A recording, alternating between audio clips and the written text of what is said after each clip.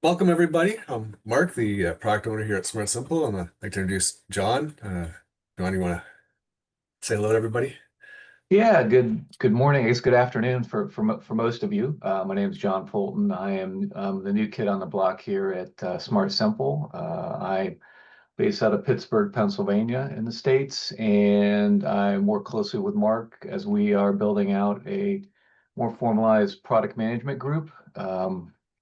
So I look forward to meeting with with everybody here, and if I um, hopefully there's a few people here I see I have met with, but look forward to engaging with people and having Mark walk through today's session to highlight some of the great enhancements we'll be delivering in this upcoming release. So I'll pass it back to Mark. Great, thank you. All right, I'm going to share my screen. Uh, all right, let me know if you can't see it. And I'm going to actually turn off my video just so the screen's a little uh, bigger probably for everybody. All right, so welcome, as I said, to the June 2025 upgrade. I'm going to walk through what to expect in this upgrade. Everything I talk about is going to be found here on wiki.smartsimple.com, and you click on the upgrades link.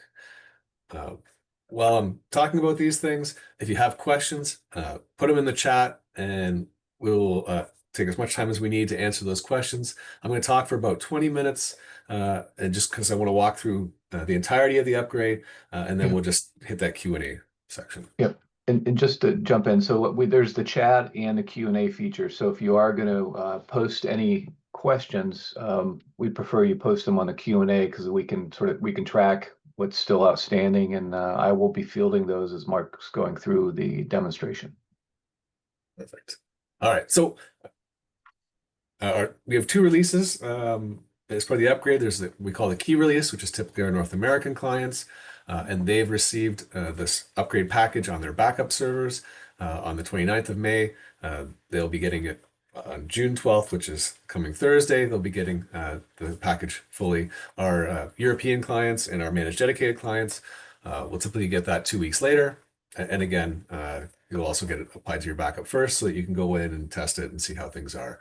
Our release cycle is listed here. There's a 5-minute video. The one thing to note is that we have pushed out deprecating the old rich text editor. So that, I've made a note here of that. So originally we were going to have it in this release, but we've pushed that out to the October release, the full deprecation. So we're going to talk about the new header, TDP a bit, and more importantly, a new thing for us, which is the Idea Lab, which I'm very excited to talk about. So I'm going to dig in again, put your questions in as they go. Without any further ado, let's get started.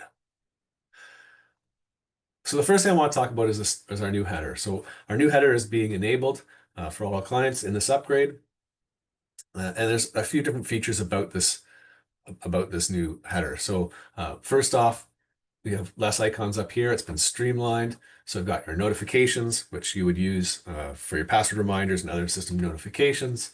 The menu icon right here, which can be enabled on a role by role basis. Previously, if you're a global system administrator, you may have automatically got this menu icon. This is a role-based permission. So as a global administrator, if you come in and you don't have it and you want it, I'll show you real quick how to get that. So I can go to global settings, go to any role.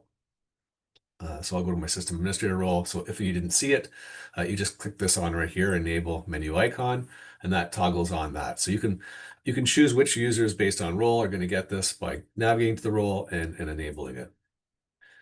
Well, another new feature here is the global administrator or the system administrator icon. So this is brand new. So as a global administrator, I'm a super user. I have more permissions than most people. And I have access to these things. Now, previously, they would have been stuck in the menu icon, and you wouldn't have known what was only available to yourself as a global admin. So now you've got this new icon for all those actions, like your configuration actions that you would go in here and do. So again, this is a new icon. Secondly, with the user menu, we revised this slightly. Some of the items, so the privacy and security, it used to be a lock up here. It's moved down here. The language switcher is down here. These are all kind of properties of the user, as well as the organization switcher. I don't have it configured, but that would appear down here. If you had any other links in the user menu, they're all going to show up in here now. So just be aware of that. In addition, depending on your screen size and the amount of links you have configured up here, instead of having scroll bars to navigate, we now have a more drop down. The same thing will appear in the tabs eventually, probably in a future release. But just to avoid that horizontal scrolling within the header when you're on a smaller screen size, such as maybe on a tablet or a smaller laptop. Um, the other thing we've added is this accent area here. So by default, it's going to be a dark gray with a light gray when the upgrade happens. But if you want to change that because it doesn't align with your branding, again, that's really easy to do. I can go to global settings, I can go to branding, colors and styles, and right down here, these two settings here control the color of the icons, and this one controls the background. So you can change that to align with your branding as you see fit. Now, we did turn this on for everyone, but if you need a little more time to adjust to this change or kind of communicate this change amongst your community, we did retain the ability to temporarily disable it. So this is what controls it here, the setting. I went to global settings branding. So it is possible to kind of turn it off temporarily and still use the old header, but we will most likely in October be deprecating it and forcing this on for everybody. So everyone's going to see it in this release. We still left it a caution, an ability to kind of revert if you really wish to, but we will be enforcing it shortly. Again, ask any questions. I can come back and revisit this later. The next thing I want to show you is the rich text editor. So we made some enhancements here for the rich text editor. So with the rich text editor, we've now added a font selector. We've also added the ability to control the line height. So that's the vertical spacing. So for example, if I want to come in here and I want to change this, I can kind of control that. So I've got some more formatting control than I did previously. Also within the tables, we've got some new settings for the properties here and for the cell properties. So I can open that up and I can adjust my tables a little better. So this is some more robust control for formatting on this. Originally, we had planned to deprecate the old rich text editor in this release. We've pushed that to a target of next release, October. So you still have one more release before we have to adopt this rich text editor. So the next thing I want to talk about is the Idea Lab. So I'm going to go there right now just to log in and show you, because this is a really exciting kind of community building area. Let me just sign in, where you can go and put your suggestions and your enhancement ideas. And as a community, everyone can go in here. They can put in whatever the ideas that they want. You can vote on those ideas. You can comment on them. You can tell them how important a certain idea is, and really kind of get this engagement from all of our clients around what it is that you're really looking for to help us prioritize better and make sure that we're giving you the features that you really want. So this is an exciting thing that's going to be coming out very shortly. John, did you want to comment on this one? No, just to sort of reemphasize what Mark said. We're very excited to get this launched. This will be coming out in about a week or so. We'll be sending out an email to everybody to make the formal announcement of this launch. System administrators will have access to this directly from within the June release, but others will have access by copying the link. But again, the big benefit here is for anybody to be able to post ideas and for you to vote up ideas that you see. And then selfishly, from a product management perspective, it gives us the ability to see, which features or ideas are people most interested in, to have some influence on our roadmap as we plan forward. And then the other side note to make is that we will be posting and sharing a high-level roadmap here later this year that you'll be able to access from this page. So we'll continue to make more investment here to really drive transparency and collaboration, and we're excited to kick this off with the Idea Lab in a few weeks. Great. And so once again, the way system administrators can get there is they can go up here to the new icon and they can hit Idea Lab. We do ask that you wait for the official announcement before you start going in and putting in stuff, but yeah, we will be switching over to this methodology for future enhancements. Cool. So the next thing I want to talk about is reports. So I'm going to jump into reports here. And I'm going to go grab a report. So let's say I had, and maybe I have a third-party integration with an HR system or another CRM, or I want to export a bunch of information out of the system and pull it into that other system. So here I may have exported as a CSV file. And what we've done now, we've added new options for how I want the column delimiter to be. So it doesn't have to be comma anymore. I can choose a different one.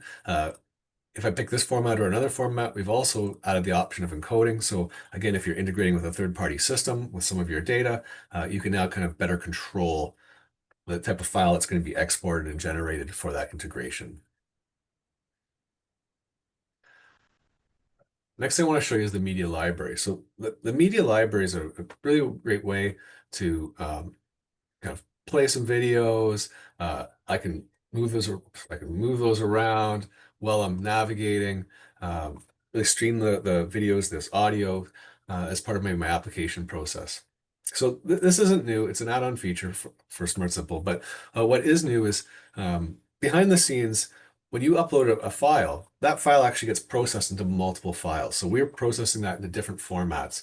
And that's on purpose because if I come in with my iPhone or my Android phone or my tablet, or depending on my operating system, the type of media that will stream best on those is different. So we take that file, we divide it into multiple files in different formats, and then we serve up the file that is needed based on your device.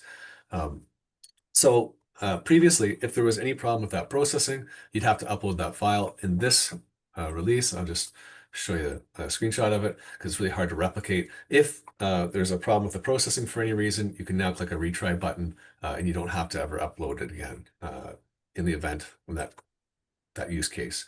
Again, very rare that would ever happen, really hard to replicate, but in the event that something goes wrong during that processing, you can now do that.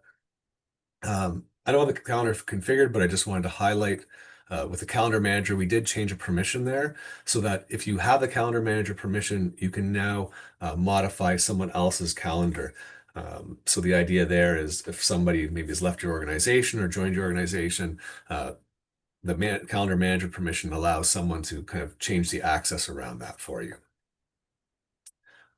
Next thing I want to show you is related to email. So maybe I got a call closing and I want to send an ad hoc email. Typically, I might grab a couple of these records, like on the group email, select who I want to email about this to let them know the call is closing, and I would modify my email here. I could also, if I just cared about a specific record, I can go into a record and I can say new email I can send from here. So on this screen, we've now updated this screen to be more consistent with that group email experience. So now it's a similar process, a similar stepped process with a similar screen. So just to let you know that that's been updated to be somewhat more consistent in our methodology and our screens. The next thing I want to highlight is the messages. So we've changed the in-system messaging style slightly. You can see it's a little more rounded. You've got a colored background on here. And I just want to highlight while I'm talking about this, how I did this. So these are the display message field, and they're really good for scenarios where maybe someone hasn't updated their profile in a while, or maybe something's under appeal because the application was declined, now it's under appeal. Those kind of scenarios, sometimes you might want to display a message like one of these, and it's really easy to do it. I'll just show you how I did this. I created a custom field called the display message. I added the messaging I want inside it. And then down here, you can see this is where I pick the styling. So I can choose that styling. And so it's a really easy way to make those messages. And then if I come on here, I can permission when this is going to show up, who this is going to show up to, and I can even have a visibility condition. So, if my user, say, hasn't updated their profile this year or is in a specific status or something, I can actually put that in as well, and then only show it for the user who's looking at that message. So again, these have updated the styling, and they're a really good way for some ad hoc messaging and kind of help guide your users through the system. Next, I'm going to talk about the on-demand system upgrades. So these are things you have to opt into. So the first thing I'm going to show you is the T2P, which is test to production. So this is only going to be available for clients on dedicated hosting environments. But what the T2P or test production does is it allows someone on their development system to make configuration changes, then promote them to a testing system where they would test that, and then they promote to a production system where that would go live. So we have an existing desktop tool that people use for this. And we also now have a project-based tool in the system. So you can use either or both um, at this point. And the idea is, as I go through and I make configuration changes, they get assigned to a specific project.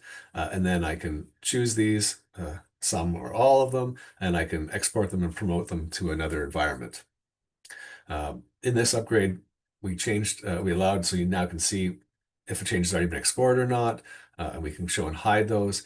On the import tab as well, we've got an option to promote that. So when you're on test, you've imported it, you can then promote it to the next step that way.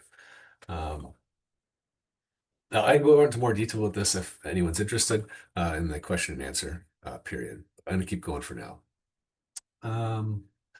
So let's go. I want to go to workflows for a second and show you. Uh, so we have a new feature with workflows where you can update custom field values on the parent record. So let me show you this for a second here. So let's say I've got a scenario where maybe an application was declined, and now I've got someone wants to create an appeal, and we've made an appeal as a level 2 record. So as soon as they submit that level 2, I want to post a message or change some values on the parent record, on the application itself, so people can see it. So what I can do now is I can use a workflow for this. Now, typically you would have to make a level 2 workflow and then also a level 1 workflow to update that. But now I can do it directly from the level 2 workflow itself. So for my level 2, if I go into tasks, I've created a task here.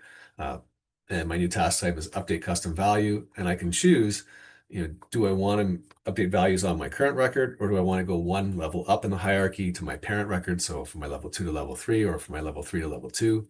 And then I can go and change the value of a custom field that I pick.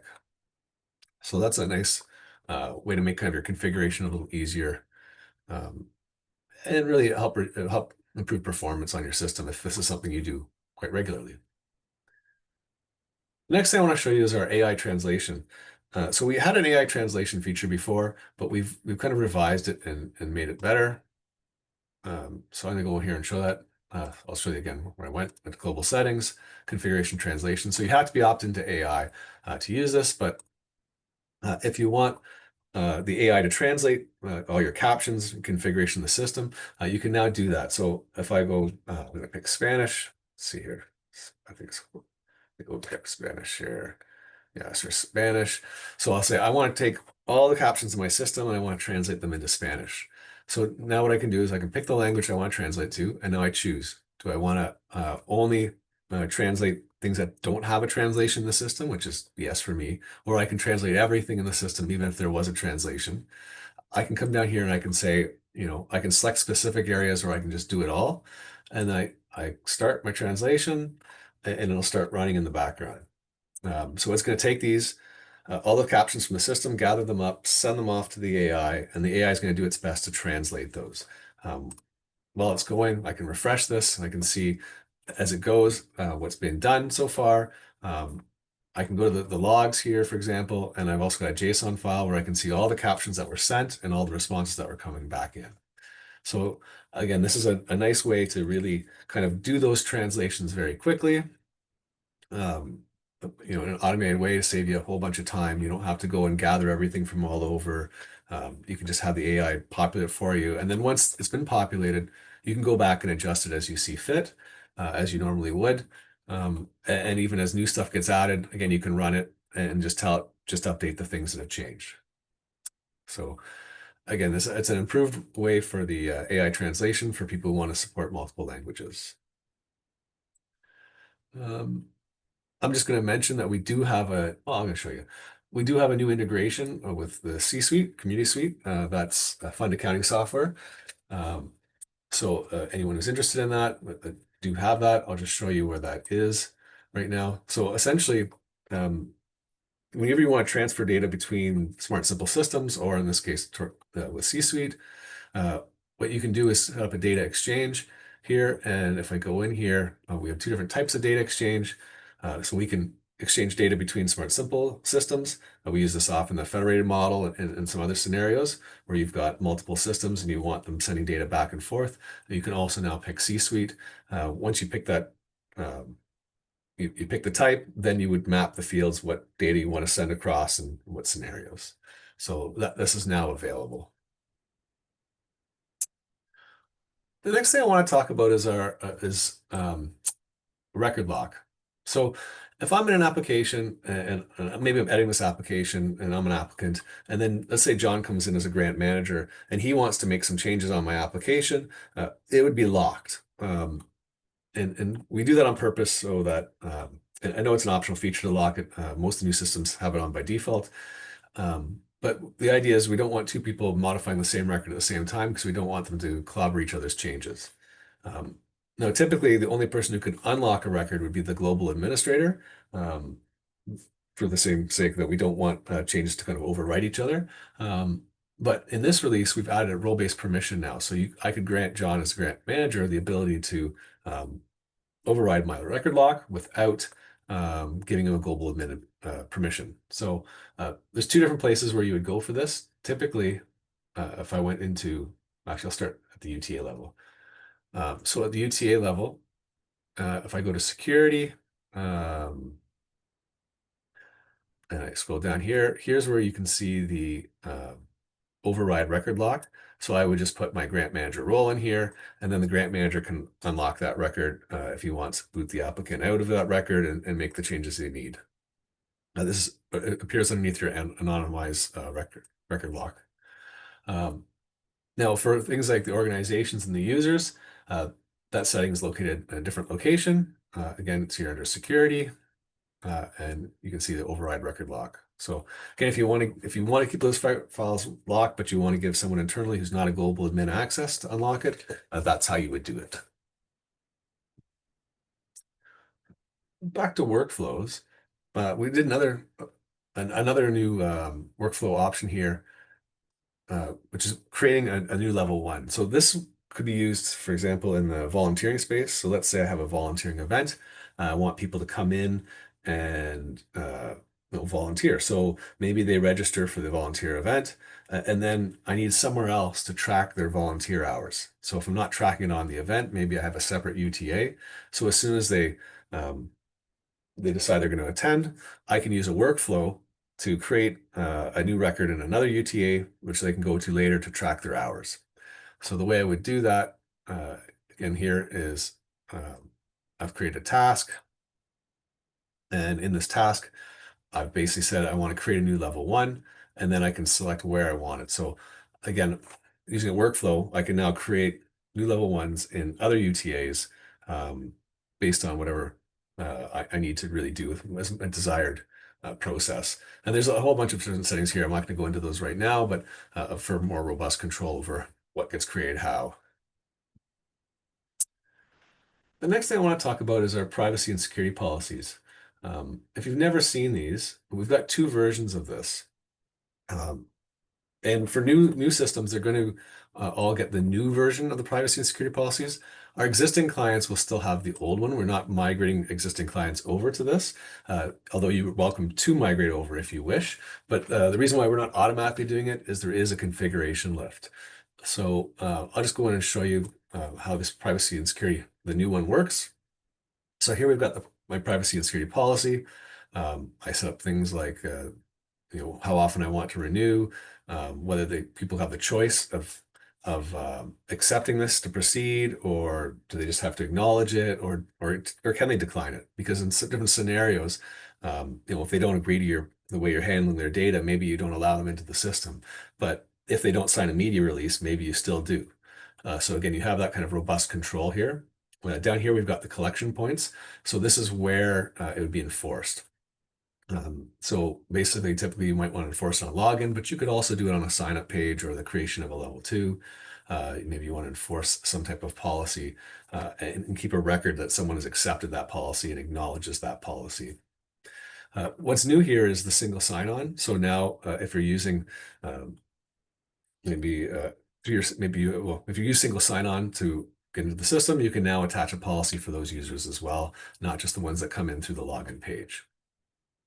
Um, if people are interested, I can go a little more deeper into this about how there's version control and how you build the policies.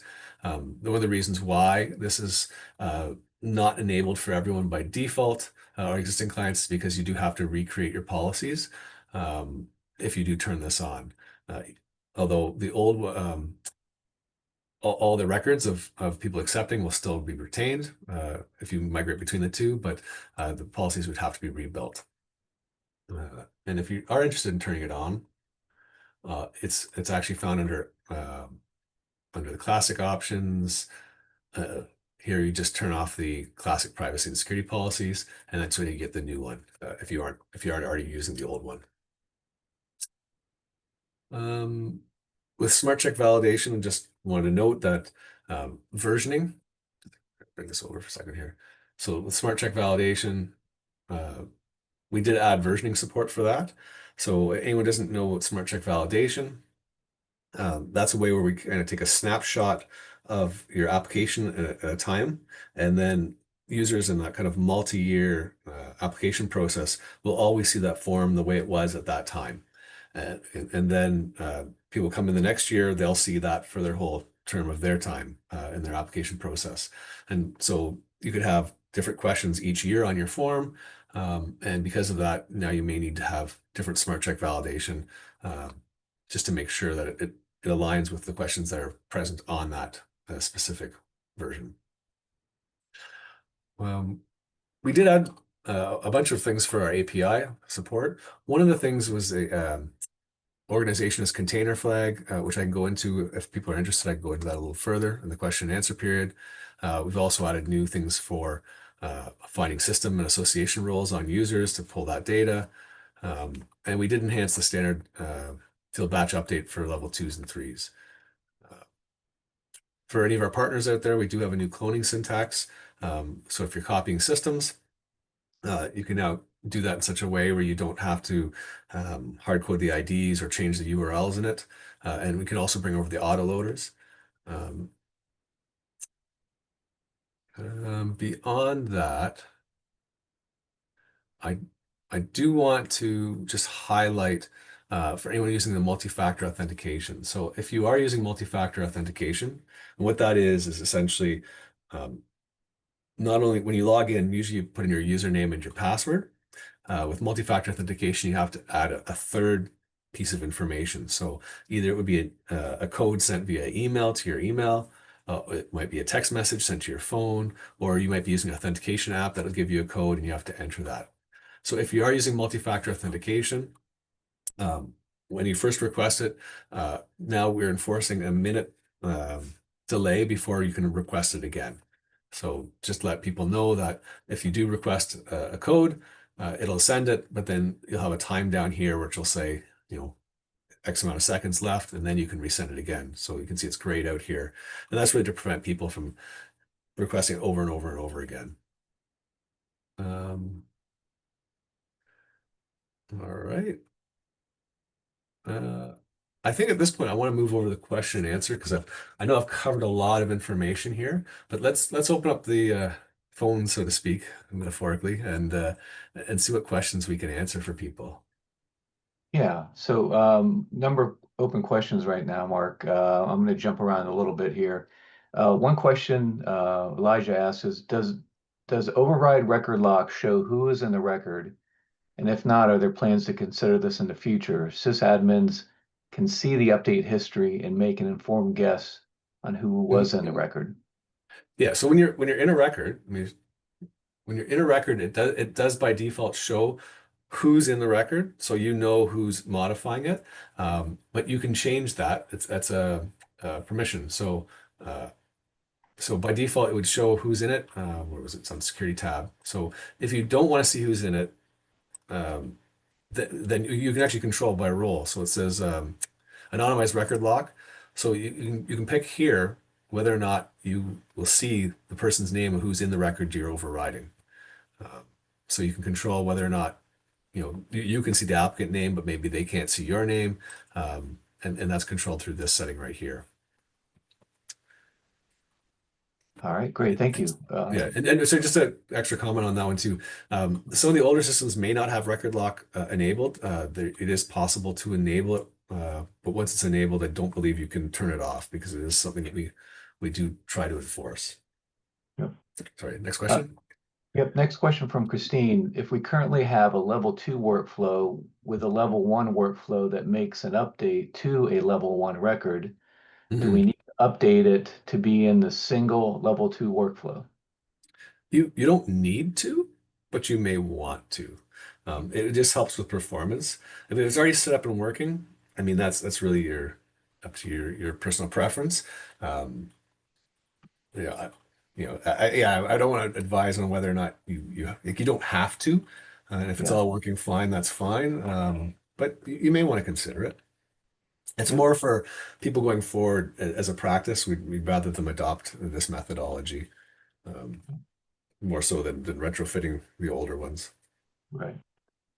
Jessica asks, for the T2P, can the change history and comparison log be made printable so that all changes can be reviewed in a PDF or other file format? Um, well, so for the project-based T2P, first off, so let me go in project-based T2P. I'm gonna answer this question in a roundabout way. So first off, right now, it currently you can see in the import what's been imported and exported, but there's not a way I'm aware of where you can kind of export this as a PDF currently. That might be an Idea Lab question or an Idea Lab suggestion.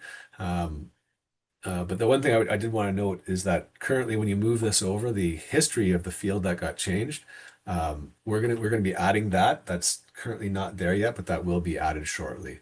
If anyone's wondering about the bringing over the field change history, I know that the current version right now we're working on it should be there shortly, but I just wanted to highlight that the field change history will come over. But to the original question, I don't believe there's a way of getting a PDF of it currently, but that's a good suggestion. Yep, great one.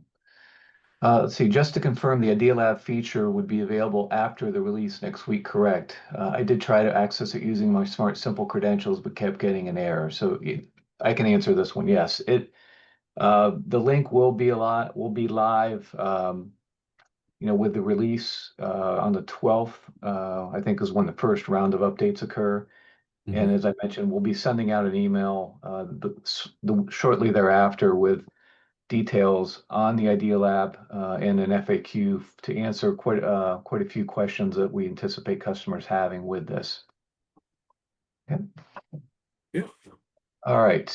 Next question. Do we enable personal settings for roles such as display density? Display density can be changed. So it is on the personal settings, and there is a control for the personal settings. And you can then choose it. So this is a role-based control, whether or not personal settings come up. I think it's either role-based or it's a feature visibility. But either way, you can control whether or not you want this to show. So if it's not showing and you want to show it, best to just reach out to support. They'll tell you how to turn that on. Um, but yeah, you can control it. What they're talking about here is display density. So I can actually change this to compact, for example, if I want, and then you can see the whole system shows everything in more of a compact view. If I come over here to personal settings and I change it back to comfortable, um, then you can see it. There's a lot more space. It's a lot more open. Sometimes our system administrators or certain users do prefer having things being more condensed so they see more information on the page. It's more of a personal preference. Um, but yeah, you can do that through personal settings and that whether or not that's surface to users is configurable. Yep. Great. Thank you.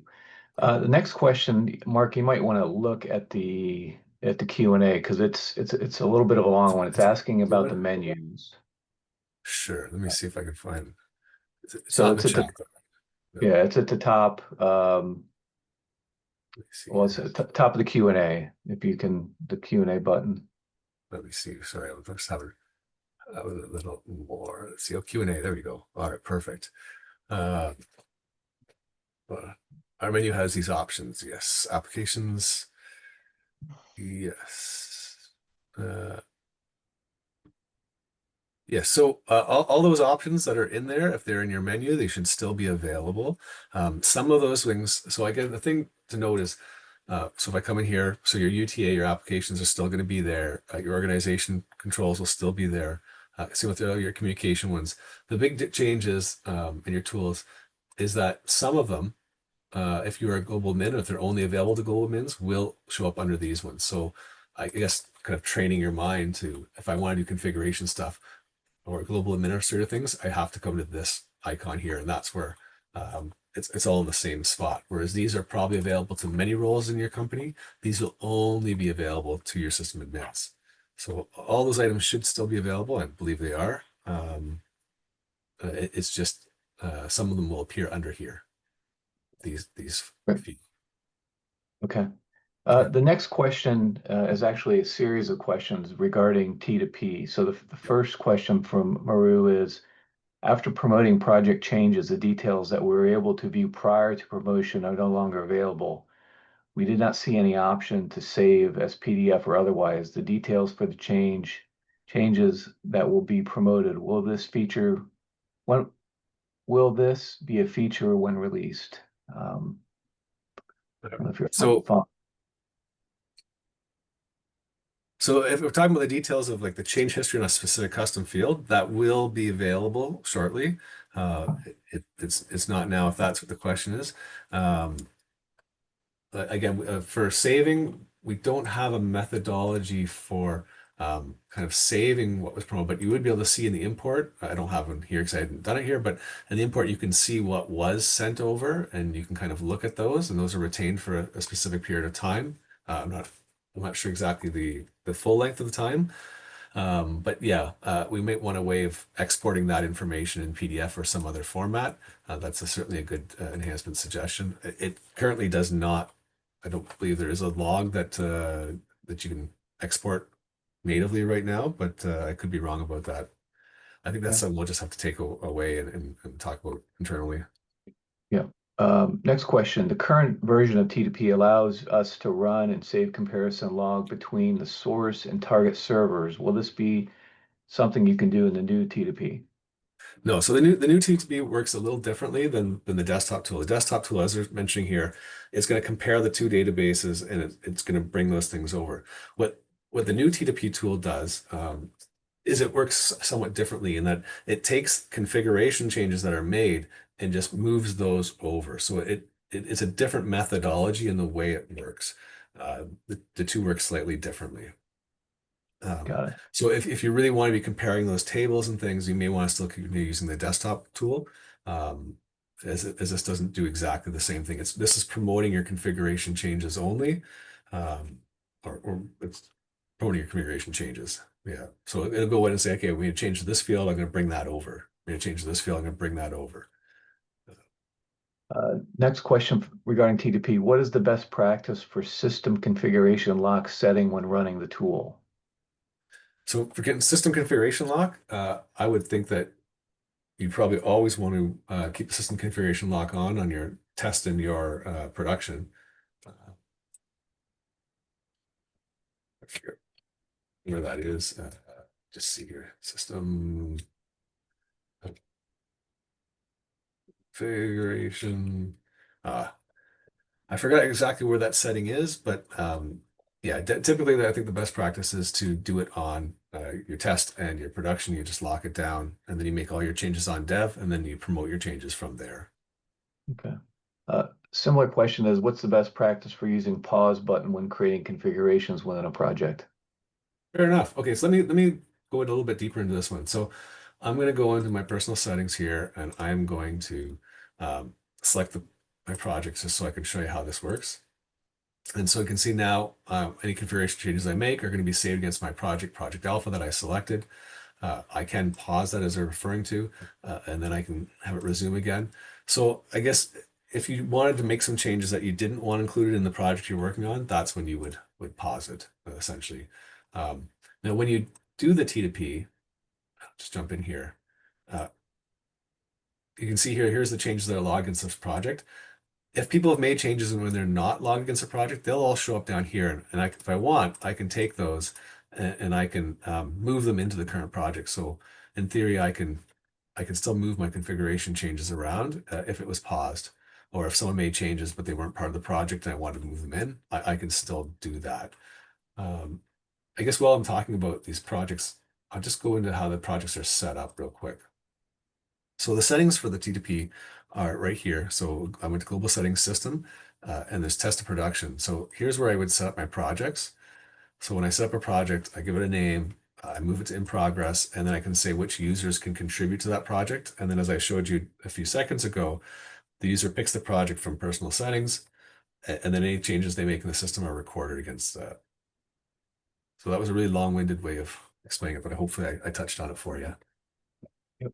Um, let's see. Next question is, will the wiki be updated with detail instructions about creating changes to projects and promoting these changes?